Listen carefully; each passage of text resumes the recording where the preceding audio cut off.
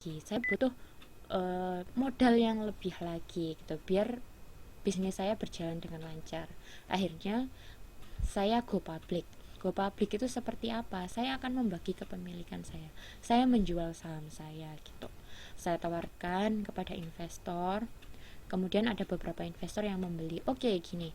Kamu butuh uang kan?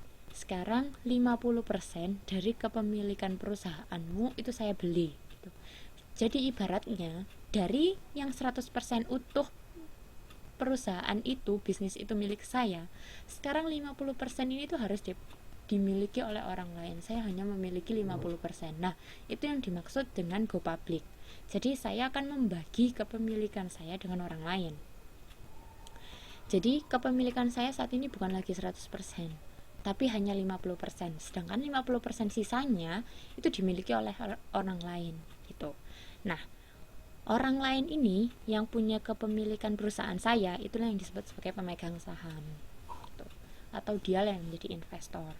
Nah, jadi karena kepemilikan saya telah berkurang hanya 50% dan 50% sisanya itu dipegang oleh orang lain, jadi otomatis orang ini yang punya 50% sisanya ini, dia juga berhak untuk mempengaruhi bisnis saya. Misalkan dia punya suara untuk, aku nggak suka sama manajermu yang itu, manajer pemasaranmu, dia kerjanya kurang cakep, aku mau diganti. Dia juga punya suara, dia juga punya andil untuk mempengaruhi bisnis saya. Nah, itu kan mempengaruhi lingkungan bisnis saya secara langsung. Kalau memang pemegang saham saya merasa bahwa ada beberapa atau sebagian dari perusahaan yang harus dibenahi dan dia ingin mengganti hal itu, dia punya hak untuk melakukan hal tersebut. Nah, jadi pemegang saham ini juga akan mempengaruhi lingkungan bisnis. Kemudian modal dan peralatan fisik. Tentu modal itu dan peralatan fisik itu sangat mempengaruhi. Contohnya gini, karena perusahaan saya semakin maju, semakin besar, saya butuh mendirikan pabrik di kota lain. Nah, itu kan juga modal. Berarti itu kan mempengaruhi bisnis. Berarti kan ibaratnya gini, kalau mau buka pabrik di kota lain, berarti saya harus meluangkan uang saya untuk buka pabrik itu lagi. Berarti saya harus meng-hire orang lebih lagi. Berarti saya harus membeli mesin baru lagi. Nah, itu kan mempengaruhi lingkungan bisnis. Perputaran uangnya harus diatur juga kan. Nah, itu yang disebut sebagai modal dan peralatan fisik. Kemudian informasi. Yang namanya teknologi kan sekarang udah gak bisa lepas dari bisnis. Jadi tentu yang namanya informasi, kemajuan teknologi itu juga akan mempengaruhi bisnis secara langsung. Nah, itu tadi adalah lingkungan-lingkungan internal dari yang mempengaruhi bisnis atau yang secara langsung mempengaruhi bisnis.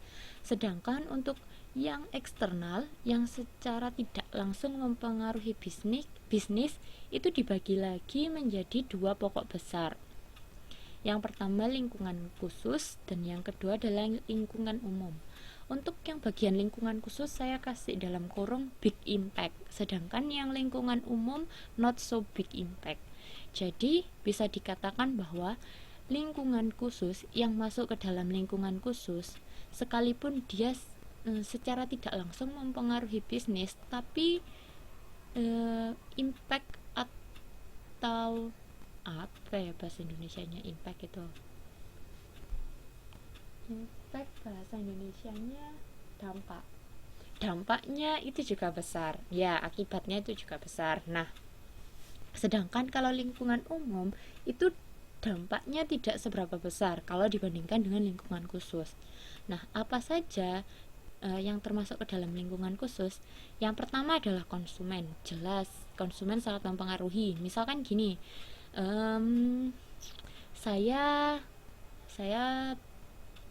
gini, saya rasa semuanya tahu tentang Citato dan semuanya tahu tentang Lay's gitu kan, snack Citato dan snack Lay's gitu. Sebagai konsumen sekarang Lay's yang tersedia rasanya hanya barbecue dan sate, misalkan kayak gitu, ada dua rasa, barbecue dan sate. Tapi saya pingin ada rasa yang sapi panggang, misalkan gitu, ganti, atau rasa keju gitu. Nah, karena banyak konsumen yang menginginkan rasa keju, berarti mau nggak mau kita kan kalau ingin memenuhi kebutuhan konsumen, ingin selalu disukai oleh konsumen, tentu kita akan mempertimbangkan untuk membuat produk baru, Lay's rasa keju gitu. Atau yang sekarang lagi ngehot itu misalkan kayak Citato rasa Indomie. Sebenarnya Citato sudah banyak rasanya yang tersedia, tapi orang-orang pingin rasa Indomie. Ya udah, akhirnya mau nggak mau dia akan memutuskan untuk membuat Citato rasa Indomie gitu. Jadi konsumen itu sangat berpengaruh gitu. Atau mungkin konsumen merasa Lay's harganya 10.000, Citato aja harganya 8.000. Mau nggak mau kan nanti Lay's akhirnya berpikir, oh berarti apakah harga saya ketinggian gitu. Kalau memang harga saya tinggi, apakah memang produk saya lebih baik dari Citato makanya harganya lebih tinggi. Nah itu kan juga mempengaruhi. Jadi preferensi konsumen atau pilihan konsumen itu akan sangat mempengaruhi keputusan perusahaan atau bisnis yang ada di perusahaan. Yang kedua adalah pemasok. Nah pemasok ini tentu adalah kayak supplier gitu. Kalau misalkan kita mau membuat pabrik baru di kota B gitu misalkan, dan pabrik kita sekarang di kota A dan ingin ekspansi ke kota B lah, tapi ternyata di kota B nggak ada pemasoknya, lah kan sama aja, berarti kan kita nggak bisa mendirikan pabrik. Nah itu kan juga mempengaruhi. Kemudian pesaing, kita mau ekspansi ke kota B tapi ternyata di kota B sudah banyak perusahaan yang sama kayak kita, jadi ya ngapain kita ekspansi ke kota B gitu. Mungkin kita akan lebih untung ketika kita ekspansi ke kota C yang pesaingnya tidak terlalu banyak.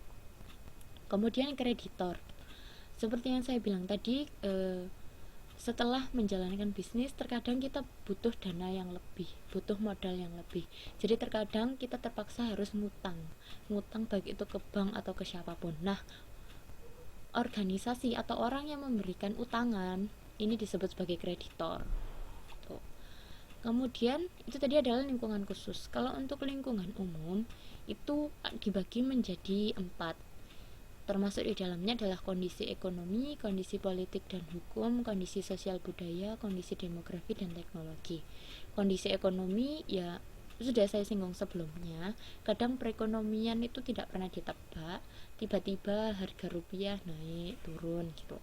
Untuk kondisi politik dan hukum, karena menjelang pergantian kepemimpinan mau pemilu, makanya terkadang harga-harga itu naik kayak gitu kan. Kemudian sosial budaya gitu, contohnya mungkin karena di Jawa mayoritas itu muslim sangat besar dibandingkan mungkin dengan Bali atau Papua atau pulau yang lainnya. Jadi cenderung terkadang kalau mau hari raya harga barang-barang itu kenaikannya lebih tajam di Pulau Jawa dibandingkan dengan di Bali, karena mungkin sebagian besar penduduk Bali tidak merayakan hari raya. Jadi harga bahan-bahan cenderung lebih stabil dibandingkan di Jawa ketika mendekati hari raya. Itu contohnya.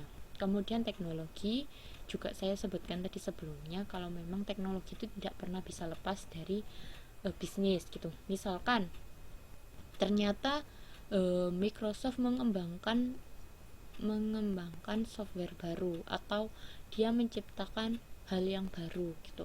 Jadi akhirnya mau nggak mau komputer yang ada di perusahaan itu harus di-upgrade semua. Nah itu kan mengeluarkan biaya gitu. Sedangkan kalau nggak di-upgrade nanti kita tidak bisa melakukan hal peningkatan bisnis. Nah itu kan mau nggak mau juga ngaruh kan kayak gitu. Oke. Masih tetap dengan kegiatan belajar 1. Kemudian kita akan bahas tentang peluang dan tren bisnis masa depan. Ini adalah yang saya list di situ, itu lebih ke jadi hal-hal apa yang akan selalu berubah ketika masa itu berubah. Jadi yang pertama adalah perkembangan teknologi. Bayangkan saja dari tahun Indonesia merdeka 1945 sampai sekarang pasti teknologi itu udah berkembang sangat pesat. Setiap tahun selalu ada peningkatan. Nah, kalau kita menyiasatinya secara positif, itu akan menjadikan peningkatan produktivitas. Itu akan menjadi peluang. Kemudian yang kedua adalah deregulasi keuangan, pasar modal, perbankan, dan perdagangan. Mata uang itu kan terus berfluktuasi. Nah, kalau kita bisa menyiasatinya, sebenarnya kalau misalkan harga rupiah lagi tinggi gitu, maka seharusnya ya kita kalau jual produk luar negeri itu kan lebih valuable.